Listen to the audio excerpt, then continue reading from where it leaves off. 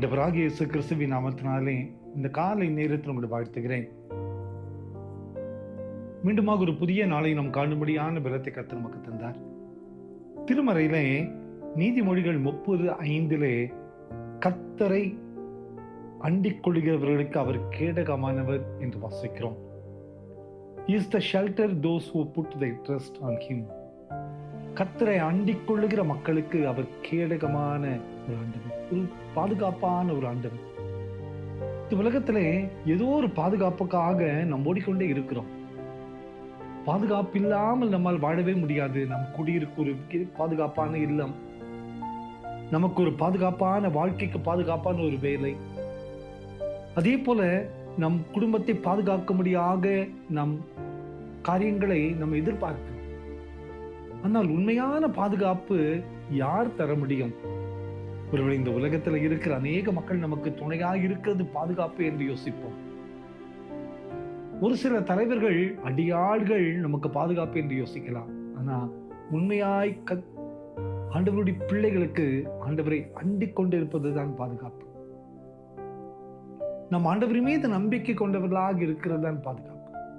எனவே தன் திருமறை சொல்லுகிறது, தம்மை அண்டிக் கொள்ளுகிறவர்களுக்கு அவர் கேடகமானவர், பாதுகாப்பானவர். கேடகம் எந்த ஒரு எதிரியினுடைய காரியத்தையும் தடுத்து நிறுத்தக்கூடிய வல்லமை பெற்றது. நம் ஆண்டவர் நமக்கு கேடகமாக இருக்கிறாராம்.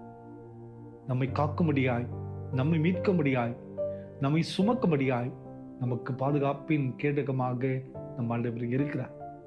ஒருவேளை இந்த காலை நேரத்திலே பாதுகாப்பே இல்லைன்னு சொல்லி கலங்கி நிற்கிறீங்களா? ஏதோ ஒரு பயத்தோடு வாழ்ந்து கொண்டிருக்கிற, ஏதோ ஒரு பயம், ஏதோ ஒரு நெருக்கம் நம்மை பல விதங்களில் பாதித்துக் கொண்டிருக்கிறது. கவலைப்படாதிருங்கள், அவரை அண்டிக் கொள்ளுவோம். அவரை அண்டிக் கொள்ளுகிற ஆண்டவருக்கு அவரே கேடகமாக இருக்கிறார். எந்த தீங்கும் அணுகாதபடி காத்துக்கொள்வார். இந்த நாளிலே ஒவ்வொரு நிமிஷமும் நம்மை பாதுகாத்து நம்மை சுமக்கக்கூடிய மிகப்பெரிய பொறுப்பை ஆண்டவர் ஏற்றுக்கொள்வார். அந்த நம்பிக்கையோடு, ஆண்டவரே நீரே என் பாதுகாப்பு, நீரே என் கேடகம். எனக்கு எதிரிகளினால், என்னுடைய வஞ்சிக்கிற மக்களினால் பல போராட்டங்களை சந்திக்கிறேன். நீர் மட்டும் எனக்கு விடுதலை தாரும் என்று நம்மை அர்ப்பணிக்கும் போது இன்னைக்கு அற்புதத்தை நம்ம பார்ப்போம். ஜெபம் பண்ணலாமா? அன்பின் பரலோக பிதாவே, அருமையான இந்த கால வேளைக்கு நன்றியப்பா. கவலைப்படாதிருங்கள் என்று சொல்லுகிறேன். நீர் எங்களுக்கு கேடகமா இருக்கிறீர். உண்மை அண்டிக் கொள்ளுகின்ற பொழுது நீரே எங்களுக்கு பாதுகாப்பாப்பா. இந்த செய்தி கேட்டுக்கொண்டிருக்கிற ஒவ்வொருவருடைய மக்களுக்கும் நீர் பாதுகாப்பின் கேடகமாக இருக்கின்ற எல்லா தீங்குக்கும் விலக்கி காத்திருச்சிங்க. எங்கள் கால்கள் எந்த வரையிலும் சிக்கி விடாதபடி பாதுகாத்துக் கொள்ளும்.